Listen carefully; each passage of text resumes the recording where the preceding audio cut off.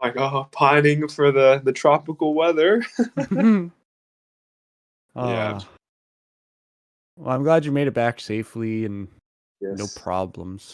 But all Thanks. right, let's get this show on the road. Yeah. To the Yeah. intro. We'll edit it in post. Yeah, I don't do the intro. Jen does the intro line every episode. Wait. Who does the intro? It's just like a little musical number. Oh. It's like Family Guy. Yeah, every episode we have a Family Guy intro. Nice. I have to call up my buddy Seth MacFarlane. To do a proper Get a new one made reading every 2 weeks approximately.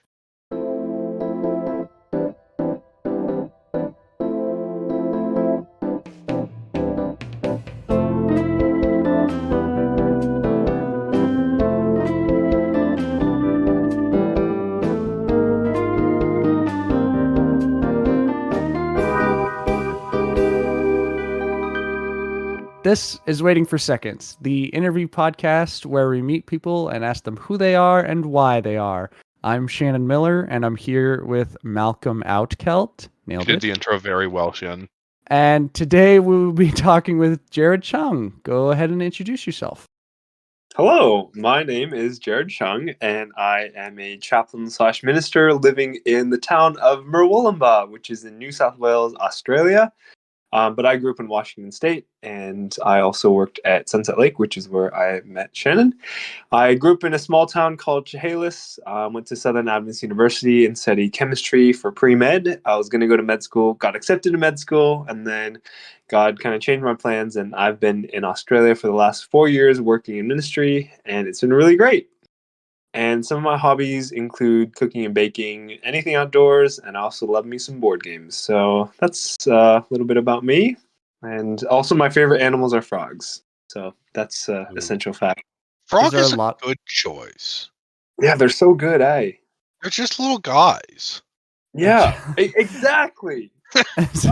Is there a lot of frogs in Australia? Oh my, there are frogs everywhere.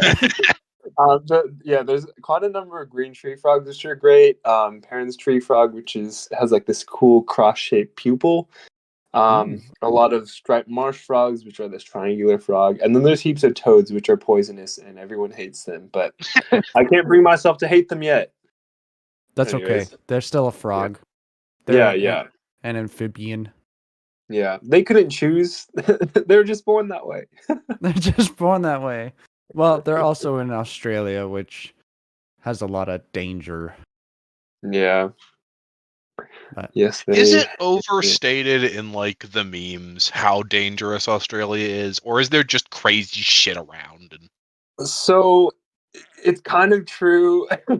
Okay, it's kind of the same thing like bears in America, because all Aussies like, oh, you lived in America, but what about the bears? I'm like, like I've really never seen a bear. But the thing is, I don't think it's it's not a very good comparison, because I have seen a lot of the poisonous animals here that will kill you. And there's this one time I was at the beach, and I was like, I really had to use the toilet, and so I was like running, and then when your brain kind of like, it doesn't fully, like, it catches up after you see something. Mm-hmm. So like I was running, and then like a couple seconds later, I was like, I almost stepped on something really weird, and I turned around, and there was this massive snake, and it's okay. One of the most venomous snakes there is called the brown snake. Anyways, so there's this massive brown snake that's just like rearing its head up. I'm like, and there's a park like right nearby. Like kids are playing on the swings. Like, do I need to do something? Like there's this super poisonous snake just right here. But I really had to use the bathroom, so I just like ran. And then when I came out, it was gone. So out of sight, out of mind, right? So yeah, Australia's, technically, yes, it is very dangerous, but the odds of you actually dying are quite low. But it's a little overstated, but like you do see weird shit. Yeah. And there are dangerous animals. There are so many dangerous animals. And then I keep finding out about more. I'm like, oh, what? There's a shell they're called cone shells, and they're just a beach. And if you pick it up, it'll stick you like with this little barb, and then you'll die. I'm like, it's just a cone shell. What?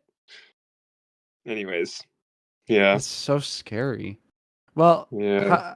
how are you liking it down there? I know we've been dogging on it for like the past 3 minutes, but how do you like Australia different from Yeah, well, Washington? aside from all that stuff, I actually really love it. So I've been here for the last 4 years, and when I first got here, like the first thing I was just like, "Oh man, this is so amazing and beautiful! Like I can't believe that people actually live here."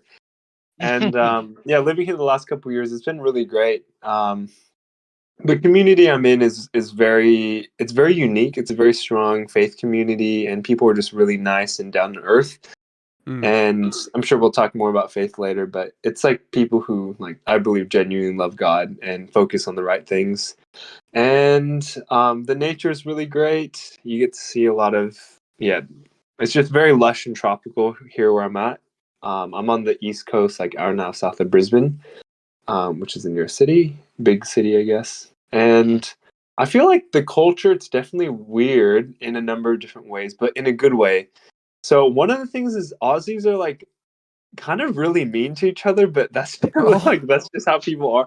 So they have something called paying people out, which is basically where you just like if you're close to someone, you just make fun of them mercilessly. It's Mm. like, and so which is rubbed off. So when I first came here, I was like, oh, everyone's like so mean to each other. But then I realized like, oh, it's a sign of affection. And now when I go home, I'm like, I come back, I'm paying people out left and right, like cutting people down, and it's like my friends and family, and they're just like, "What is like, what did we do? Dude, Why does he dude, hate us chill the now?" fuck out. Yeah, and so they're just like, "Oh," like, and so I always need to remember, like, "Oh wait, these are Americans. I need to calm down."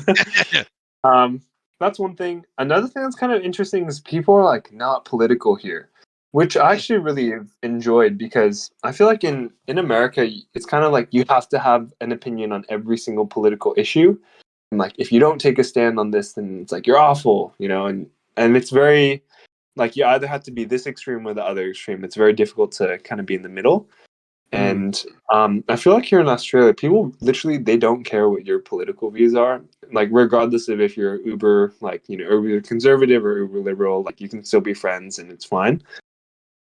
Which I really appreciated because I feel like I guess maybe another way to say it's like the culture is just a little bit less inflamed than in America. I feel like there's a lot of tensions in the States.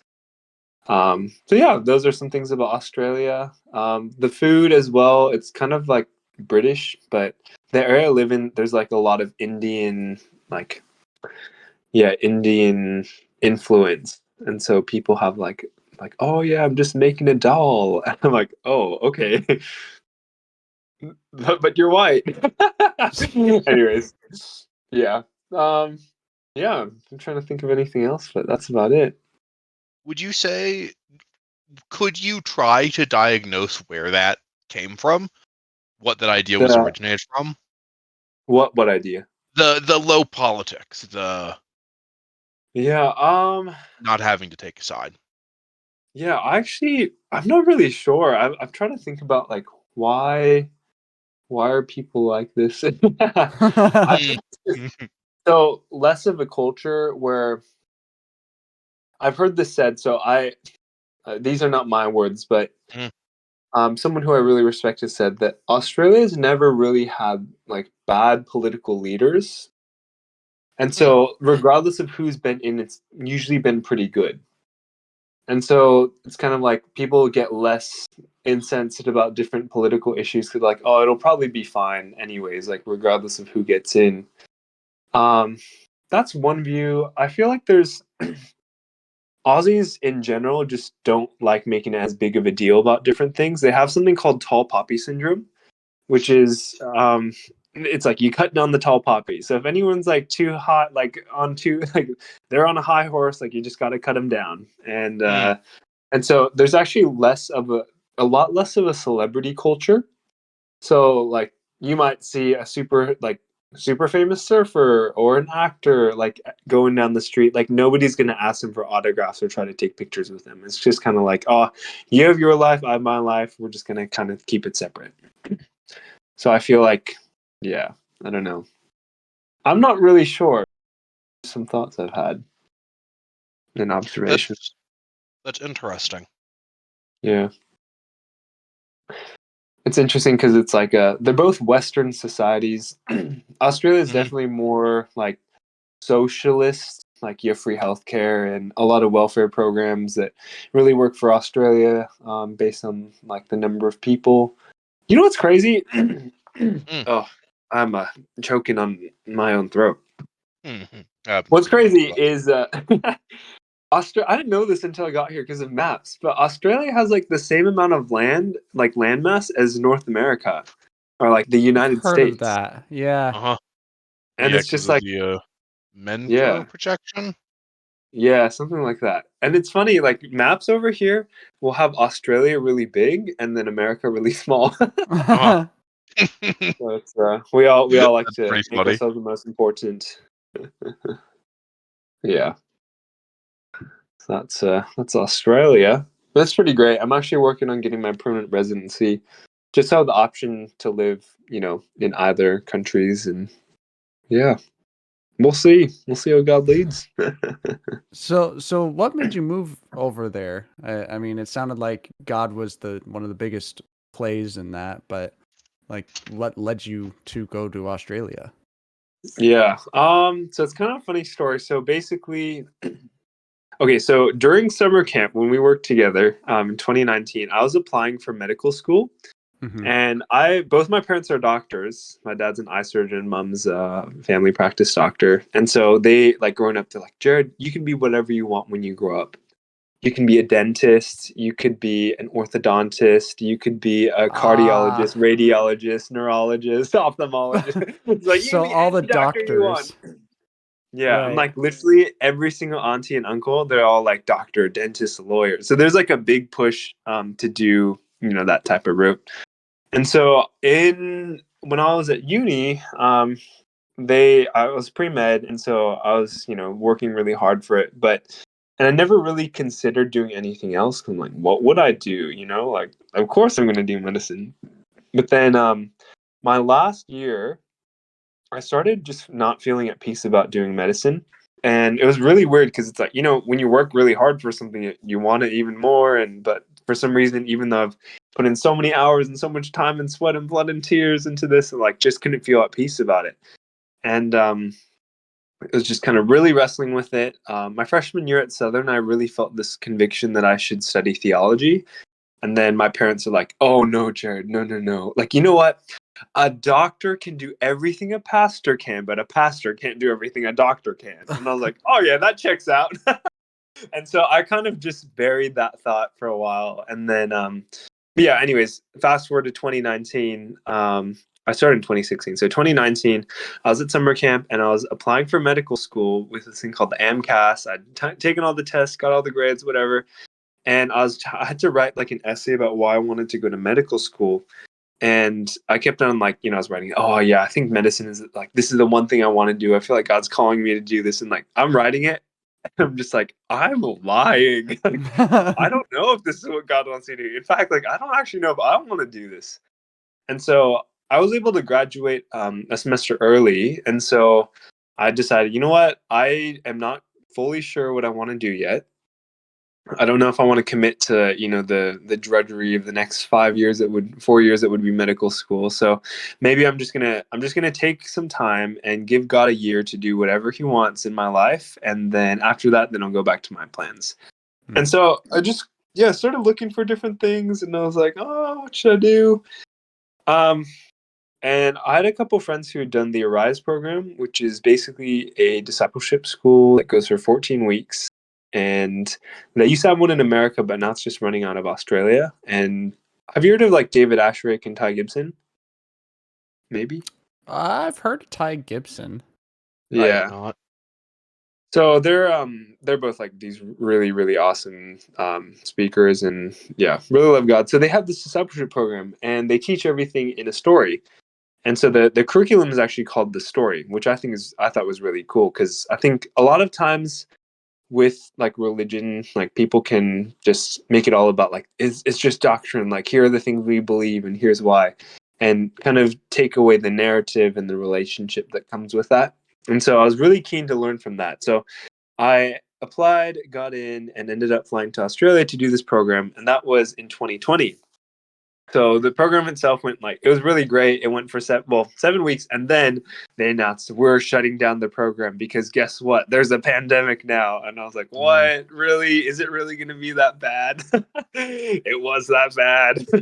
And so yeah. Anyways, so they basically announced oh, hey, we're shutting down the program. You guys have to all go home. But I didn't feel at peace about going home, even though it didn't make sense. I'm at home I have Wi-Fi and a nice bed and also air conditioning and my mom has an apocalypse amount of veggie meat stocked up in our garage. So if the end time comes, we're ready.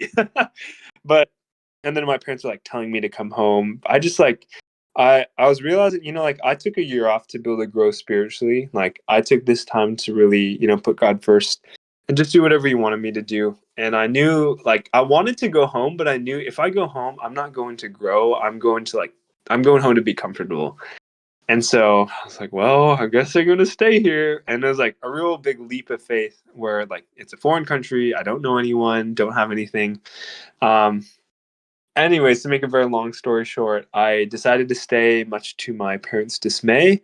And then I basically moved down south, 8 hours with a number of other students from Arise, and we rented a house together. Our official legal name on our papers were the Castaways.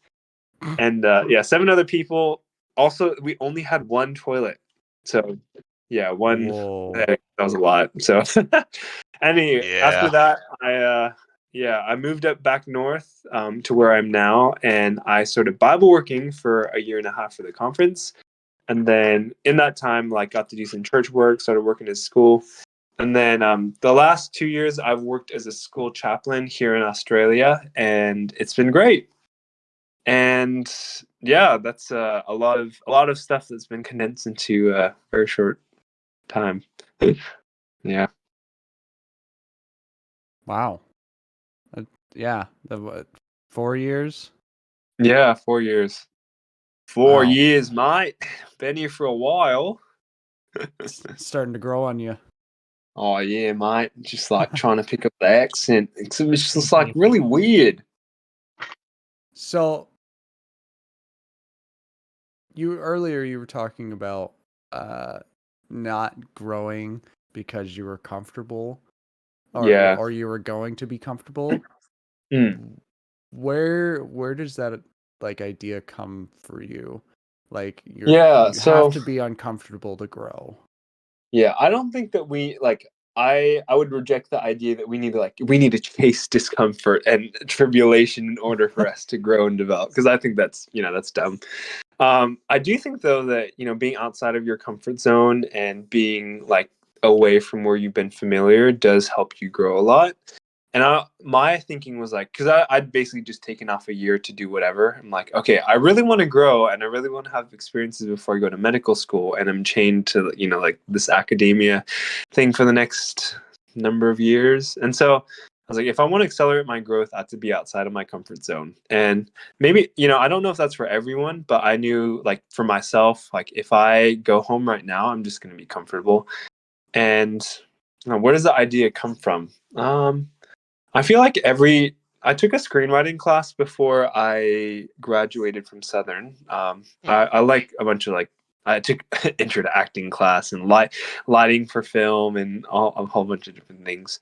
And something that they taught us in screenwriting is any good story, any good learning event that you write, it has to involve some conflict and it needs to involve discomfort. And so, a story is never interesting if your character stays in a place where they're comfortable and nothing bad ever happens to them. It's you kind of need to check some adversity at them and they'll grow and it's a more interesting story. And so I wasn't trying to chase adversity or anything, but I know I think any time that you go somewhere outside of your comfort zone, I feel you're able to grow. Anyways, I feel I just said the same thing a bunch of different times. But it also seems like you kind of contradicted yourself at first because you were saying trying to always strive for being uncomfortable, to grow is stupid. Which honestly, you're not wrong.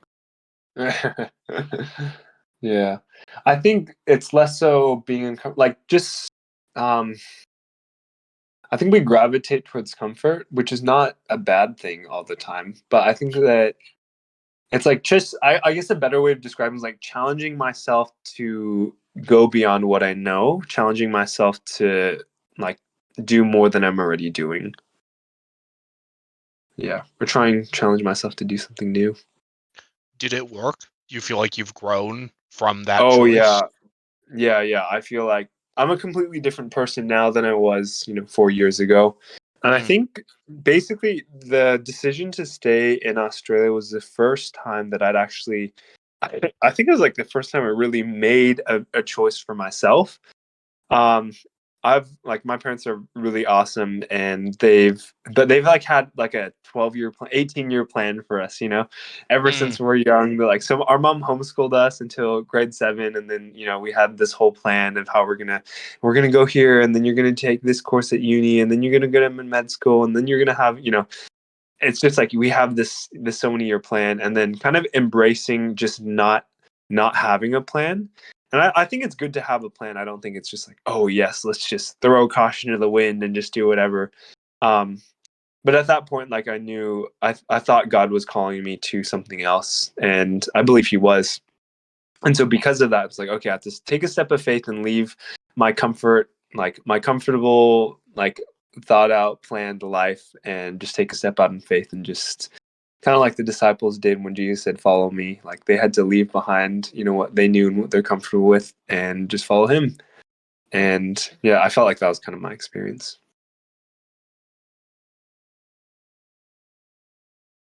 Wow. okay. Yeah. Yeah.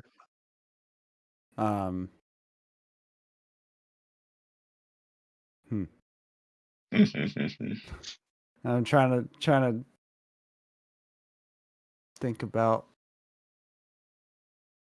moving to that next step, and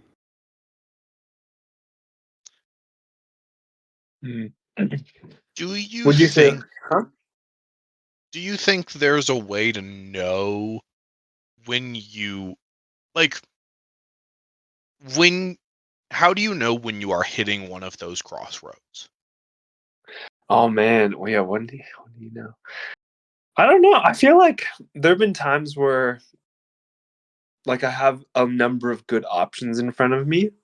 Mm, Um, but yeah. Oh man, that's a tough question.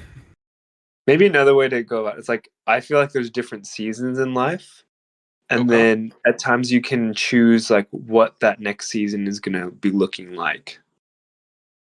Um, and yeah, I don't. Oh man, that is a. I'm not sure. I How know do you know that. when you're at a crossroads?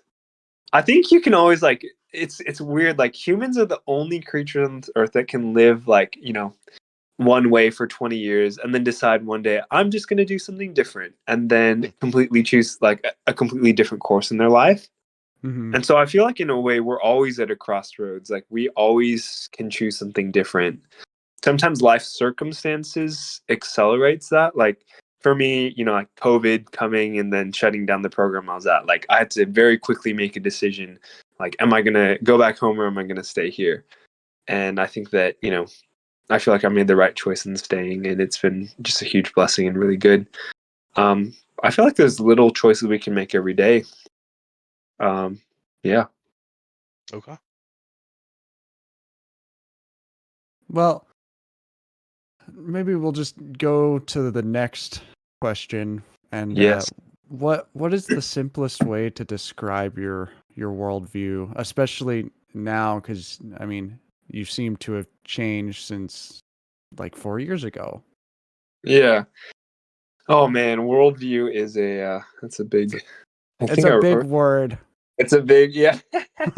I took a class in uni, Christian philosophy and worldview, and it's just like there's so many. It's difficult to condense like everything that you believe and it's so easy to like misrepresent or maybe like not communicate in a way that will be understood correctly. Hmm. Um, Yeah, I'd say like I believe our meaning comes from God, and that God is the same one revealed in the Bible, that God is love, and absolute truth does exist and can be known, but we often are not able to see the full picture. And yeah, our life with God is good. Yeah. Yeah. Sorry, do you want more? No, do you think that you know the true understanding? I don't think I think because we're finite human beings, like we're never going to be able to fully understand, everything there is to know in this universe. Um, but I think that, we know enough to be able to make some good logical conclusions. And Yeah. yeah. And so that's why, I feel like there's a lot of different. I wouldn't say like, oh, like I have my truth, you have your truth, and it's like all valid. Like I think that there is like objective truth, but Mm-hmm. oftentimes our view of it can be very skewed. And I think that it's really important to be humble when it comes to. I think about this a lot because I work in ministry, and there's like, when people have tightly held beliefs, um, that have to do with, origin and meaning and morality and destiny. Like, of course, people are going to have very strong opinions on those things. Um, but like nobody comes to the conclusions that they do for no reason. Like everybody has reasons that they've come to their conclusions, and like not saying that every single reason is like, oh yeah, that's correct or valid, but like it's understandable. Like we should seek understanding, when we talk to people with other worldviews. I guess I don't know where I was going with that, but It yeah. almost it's almost sounding like you're saying that you're never fully have a full conclusion because that conclusion is subjective, and as you grow, uh Mm. you're you're finding those truths. You're finding it's almost like those truths are limitless. It's Yeah, yeah, and I'd say like it's a constant pursuit of truth. And I think it'd be prideful and probably short-sighted to say like, "Oh, I know all the truth now." Like, I think we're constantly seeking after more and more truth. Like for an example, like I feel like I've seen enough of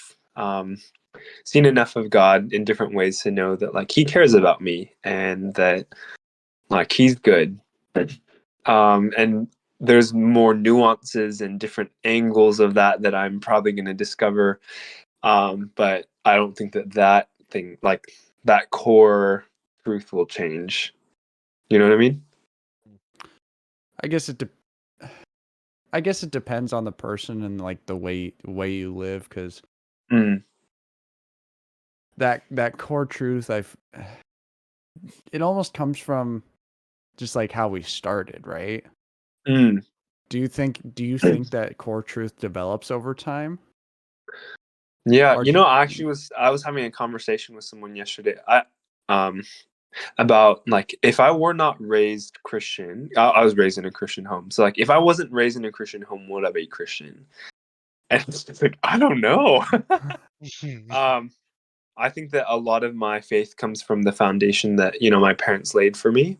Um, but in saying that, I feel like there's a lot of stuff where like I'd say like most of my relatives, or like my cousins and some friends, like they grew up in a like house of faith, but they kind of left it, um, for various reasons. And I think that like for me, I've just seen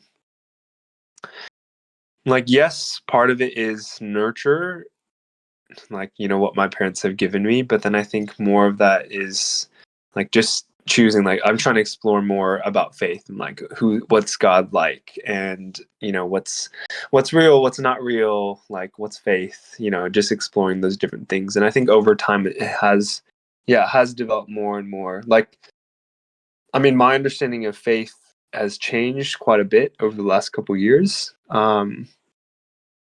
Yeah, man, I don't know where I'm going with this. you Did are, I but did I you kind of answer your question? I think you did. It's not really something that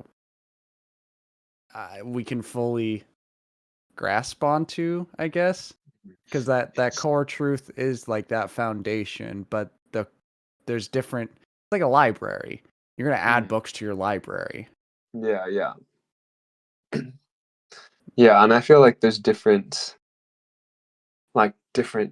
oh man, like different facets of faith, at least when it comes to that. Yeah, but I think like there are some, I believe like absolutes do exist, but like figuring them out and understanding them is another matter, you know? It's entirely like philosophical. Mm, I yeah. mean, I'd say, yeah, I think that, well, I would say though, I think that there's a lot of, because for me, like part of my faith, I want it to be concrete, you know, like it shouldn't just be like this mental sphere where like, oh, you know what's really happening. So that's why I think for me, like one thing that really boosted my faith and my understanding of like scripture was just learning about Bible prophecies. And so like learning about things like that, we're like, oh, whoa, there's like the Bible, you know, predicted different things would happen and it did happen. And you can see that in history. So like that's kind of an objective thing that then gives more credence to like, I guess, or gives more credibility to then the things that maybe seem more subjective, if that makes sense. Yeah. But yes, so faith is such a big man, it's such a big topic and it can be so difficult. Which is why maybe that's why I'm like kind of going into this like I want to figure this out. Like I just want to know. And so maybe that's why I'm like, yeah, pursuing this course. Oh, I do believe God's called me to it, but I think it's important in like any version of faith. Like I mean, I'm still Christian, but I haven't been to a church in who knows how long. It's I still believe in God and everything, but it's just that different part of faith, and maybe it's what I need and what I still need just for me to yeah, grow. But I think it's important to have some amount of faith, no matter where you're at. yeah. I mean, as a minister, I also think that faith is very important. Damn, really? Yeah. That's crazy. Yeah, I It's know, right? wild. It's almost like it's your job. Yeah, it's almost like I believe I believe what I'm preaching. Right. Yeah. Yeah, yeah. Man. And actually I've seen, you know, I've just in my own life, like I don't know how like people operate without faith. I'm just like, man, like it just brings me so much, not that like, you know, faith is not just about assuaging like, oh, all my worries and concerns. Like it's not just a crutch for me to get through life, but like yeah, without faith I'm like, where would I be, you know, what kind of person would I be, what type of life would I live, what my stress levels be. Because yeah, that's one thing that like really helps me with my stress levels, I'd say. It's just having your faith. Yeah, and just kind of knowing that there's something bigger than like, oh, I'm stressed about this test. I'm like, okay, well, this is not the ultimate reality. Like, this is not the most important thing, you know? And then, yeah, just like having a living relationship with God and like knowing that He loves me and He's like being able to talk with Him and just be able to discern His will and see those types of things. Like, I think that that's really special and helps me through a lot of like tough things in life. I'm like, yeah. Is there other methods that you have to deal with stress? Yes. Well, I love exercising. I feel actually, if I don't exercise often enough, I can't fall asleep. I'm just like, oh, too much energy. So exercise is really good. I also find if I don't get sleep, then I am pretty stressed. Talking with others is, you know, really good. And just, I think social connection in general is just so important. And yeah, being able to talk with people about what's happening. Honestly, praying and venting to God. If something's bothering me, like I'll pray about it, but it's not like a nice prayer. I'm like, God, I am fuming about this, and you need to help me because I'm about to lose it. So things like that, and then I also, yeah, managing stress. Another thing that actually I had to stop drinking coffee. I love coffee. Like black I do coffee just remember that about you. oh You had your own little coffee setup. yeah, it's anyways, I love the taste of black coffee, nothing else, you know. But I actually found yeah, caffeine didn't wasn't great for my mental health. Like I take it and it just make me like not jittery, but like stressed with a higher heart rate and yeah. And then I found like as when I've stopped doing that, then it's kind of yeah, it's been a lot easier. No, not that I've had like heaps of mental health struggles, but I just feel like it's helped me with my yeah, stress and mental health. Social media is another one of those things. I get like most of the year my social media is deactivated and then yeah, and then once a year I'll reactivate it and then post my end of the year video that's like a recap for the year. I love your end of the year videos. Oh, thanks. Do you actually watch it? That means so much to me. I for sure watched the ones on YouTube because I'm still Yeah, kind of yeah. subscribed to them. So whenever they pop up, I'm like, I get to see how Jared's doing. I get to take a peek Yeah. into what he's doing. Yes, so that's yeah. I'll reactivate on my social media and then post that. Well, I'm honored that you watch it because to be honest, I'm like these videos are so long. Like who? I don't know if anyone's actually gonna watch it. I do it more for like kind of like a video journal for myself in the future. Well, it also comes as a hobby from like Yeah, it's from your film class or your. yeah, yeah. True. Yeah, I do like editing. It's fun telling a story out of a bunch of random chaotic clips. Mhm. I think that's probably why I like it so much because like It's chaotic. no, just having a bit of a story to follow because Yeah, you don't just you're not just filming like a day in my life kind of thing. Like this is what I'm yeah, yeah. doing. It's the whole big picture of like where this year has taken you or Yeah. You know, and it's really interesting. In this last year, I was actually not planning on making it for a number of different reasons. Like, oh, not much fun stuff has happened, or I didn't have many big life events. But then, in kind of reviewing my footage and then actually putting it together, it was really good. Like, kind of a retrospective, introspective time where I was just thinking about what happened in the year, and it made me a lot more thankful. Not that I'm not thankful for the year, but just like yeah, like I do have a lot to give thanks for. Like I have a lot of stuff to praise God for. I have a lot of things, a lot of people to be grateful for. And yeah, I think it's good. It's like a good review. it almost seems like it kind of humbles yourself Yeah, to yeah, review everything like oh well, this is what I yeah, did this is yeah. awesome. And I think as well, it's just like I didn't get here by myself. Like other people helped me Mm-mm. along the way. Like other people have supported me. Other people have provided things for me. Like I'm not just alone, like walking through life, this lone ranger. It's like, no, I dwell in a community of wonderful people, and I need to give thanks for that. Yeah. Yeah, Mm. that makes a lot of sense. Ah.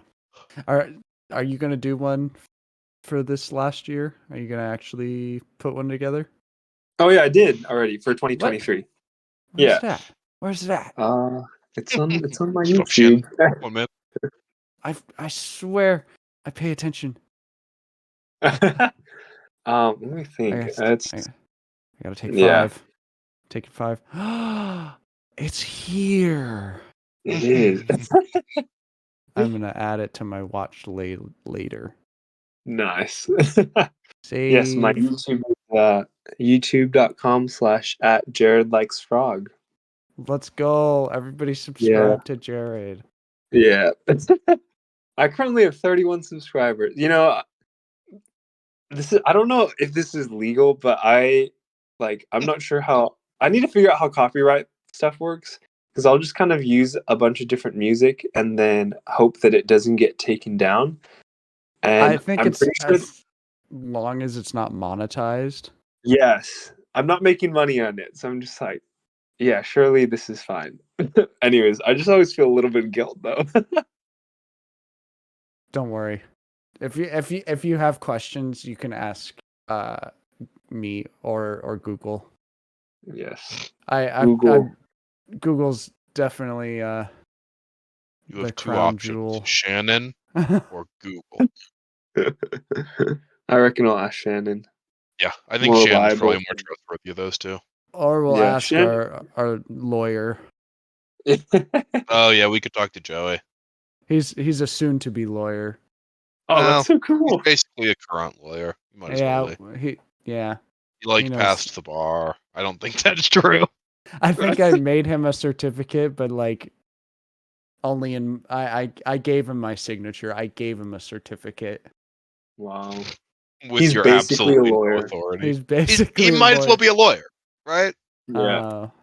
Um, By the power not invested in me, I by the declare you a power in lawyer. which no one's invested in Shannon. I'm invested in myself. Hey. Nobody's invested the power in you. You can Uh, be invested in yourself all you like. I've I'm got like invested emotionally in this. oh, there you Yeah. go. I have power now, Malcolm. I guess he's got Yeah. power. All right. He has the power. He has the power.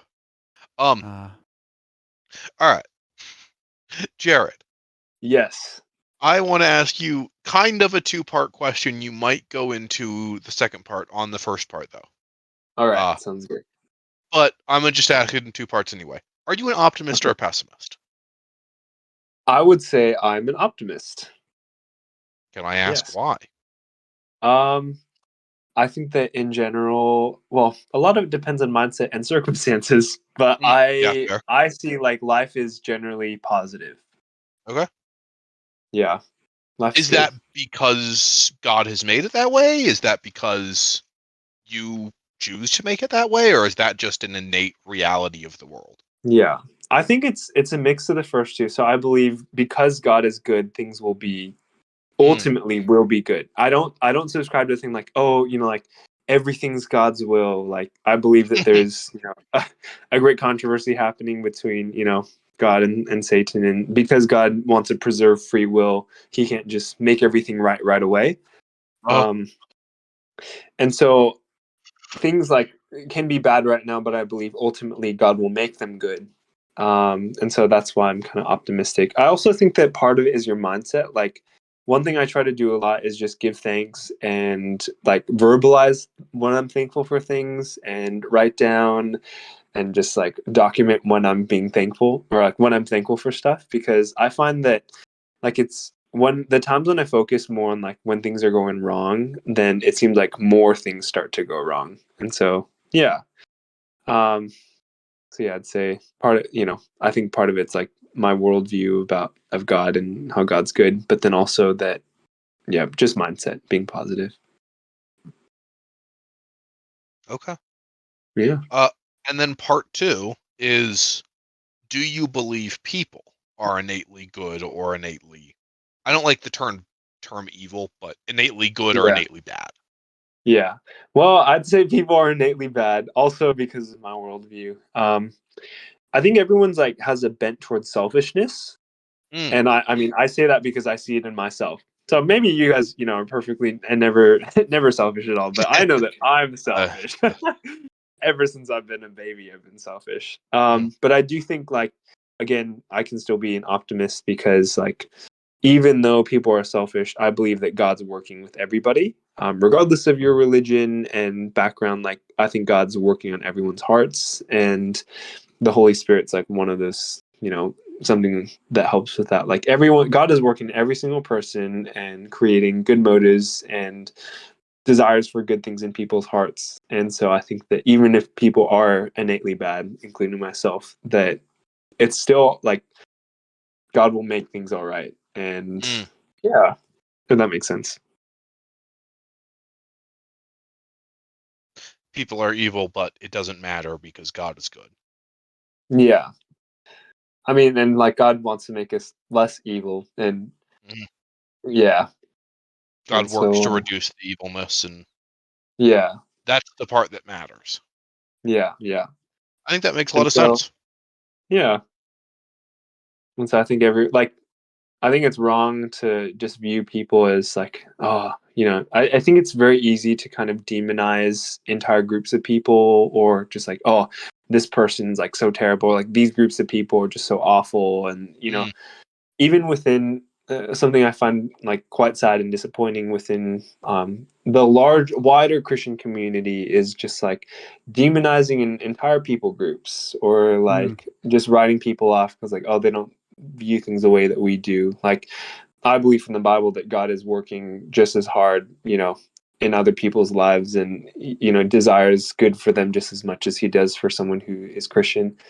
And yeah, so like, because of God, everyone has innate value and worth, and we should recognize that. Mm. Yeah. I'm glad you kind of mentioned the overall Christianity has definitely almost put a negative sense on Christianity. Like, Yeah.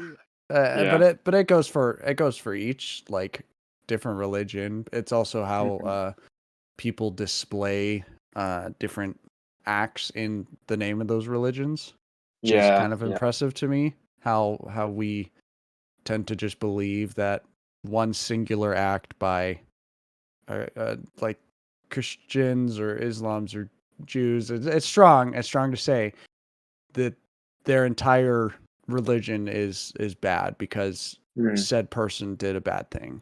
Oh yeah.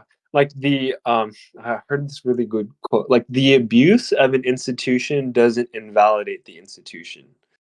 So like, you can have just because someone's abused like Christianity for their own selfish gain doesn't mean that Christianity as a whole is like completely invalid.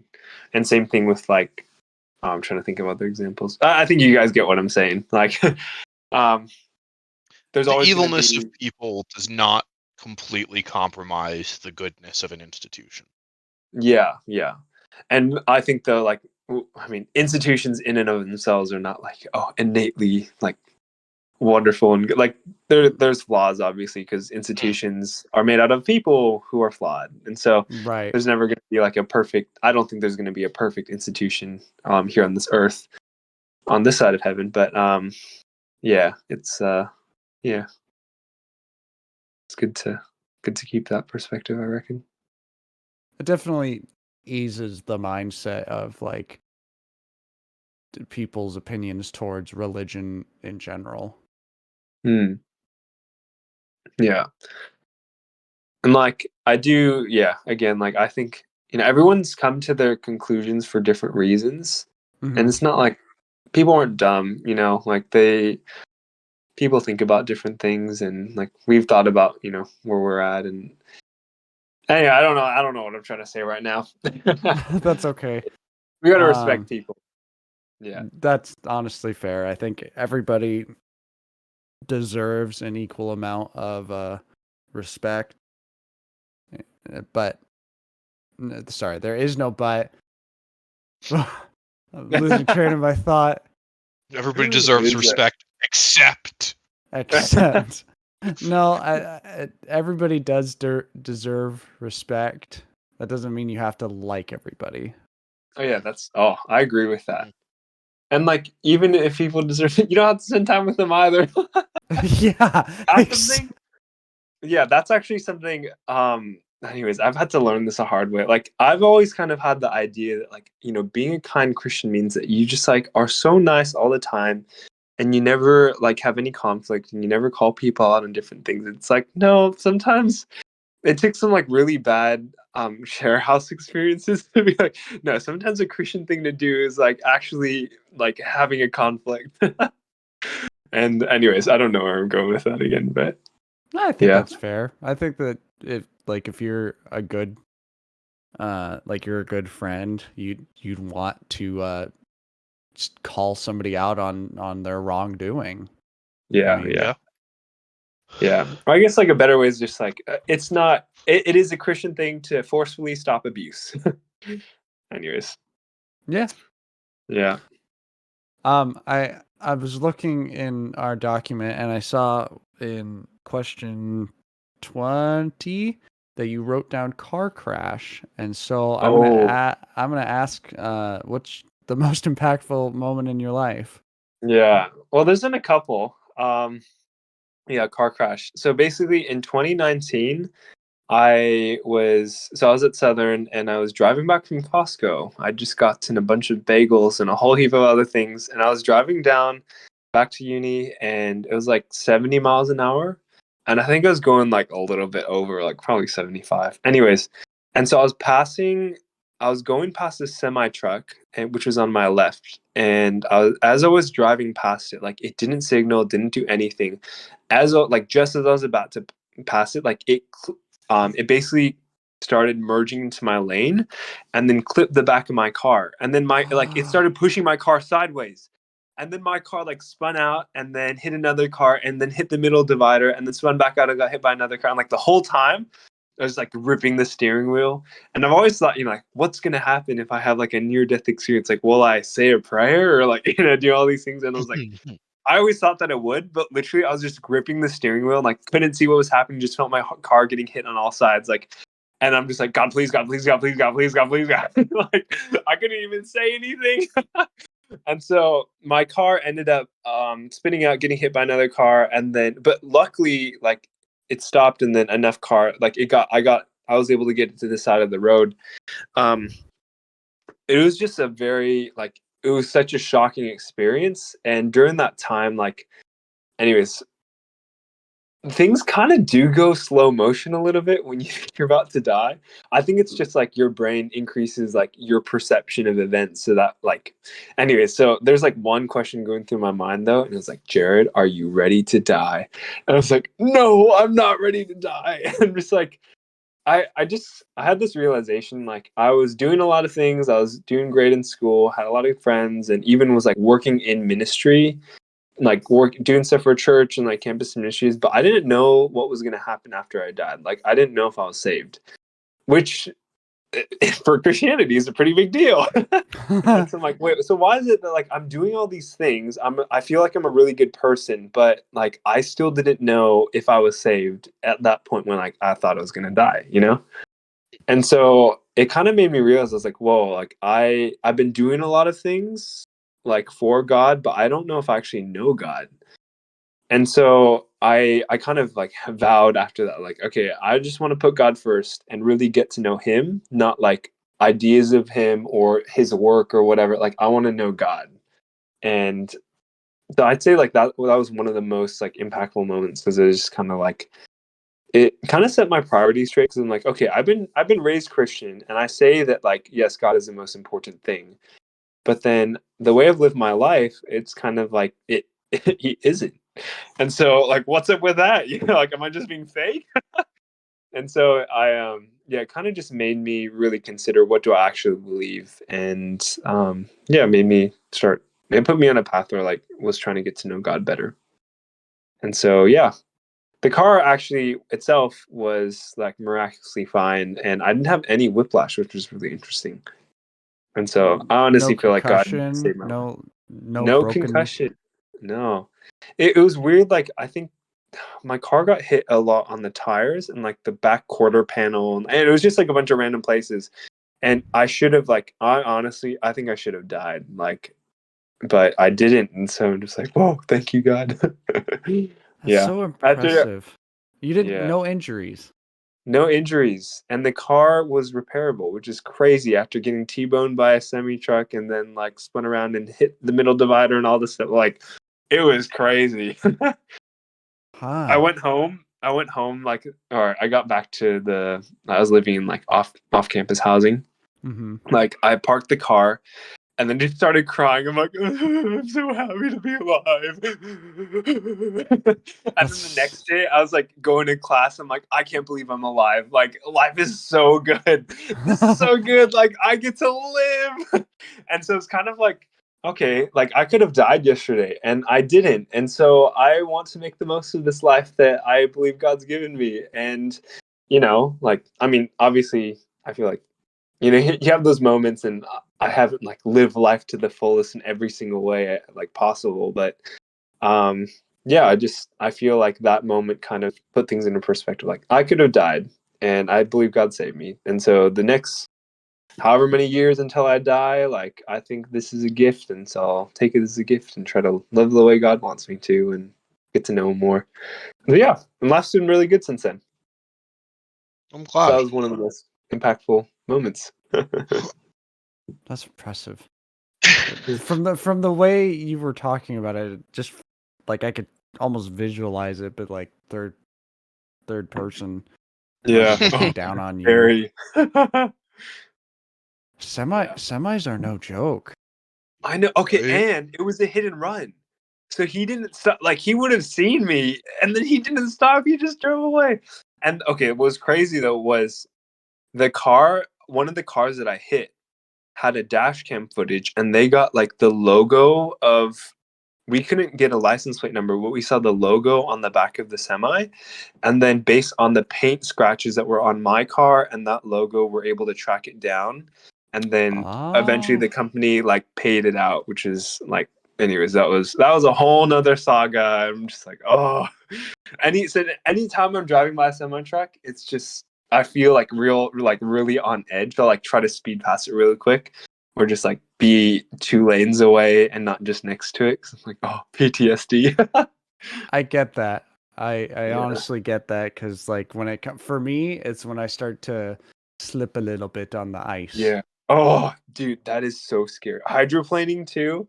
It's like the same thing. Just not being in control of your car and hurtling down like the road is just terrifying. Oh Ugh. man. I'll Anyways. tell you a little bit about that more because I think we're Yeah. coming to our hour mark, and so Yeah. What thank you happened? for all right. Well, Oh, I was gonna end the I thought you. podcast, but I could quickly tell about it. Yes. Tell us about the ice. So this was another car crash story, and I think I told this to Ash. Oh, okay. Yeah, kind of. Anyways, so I was living in Walla Walla at the time. This was late 2019. And I was driving to like Paulsville, Port Orchard area to see my buddy get married. And I was basically right outside of Yakima, and it was just starting to snow, and my Ford, it was a 2003 Ford Explorer.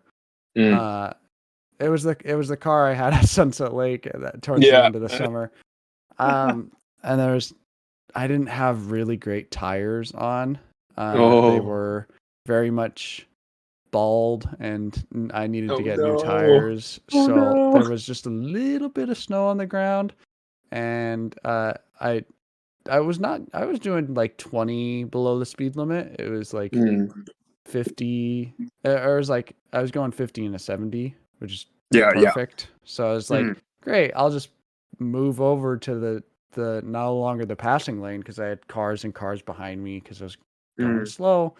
And then in the center lane, there was just a little bit of too much slush, and it caught the back end of my car, and I spun around, and then I rolled twice into a ditch. Oh no! Yeah, I like you though. I was slow until like the very last little bit.